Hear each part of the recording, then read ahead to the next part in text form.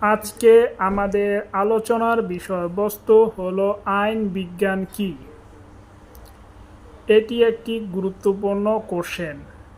2012, 16, 19 সালে বোর্ড পরীক্ষায় এই কোশ্চেনটি এসেছে। তাহলে আমরা শিখব আজ আইন বিজ্ঞান কাকে বলে।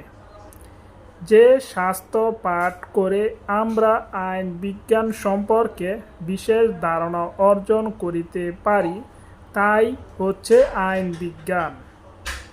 আইন বিজ্ঞানকে আইনের দর্শন ও সমাজ প্রক্রিয়ার প্রতিচ্ছবি বলে অভিহিত করা যায়।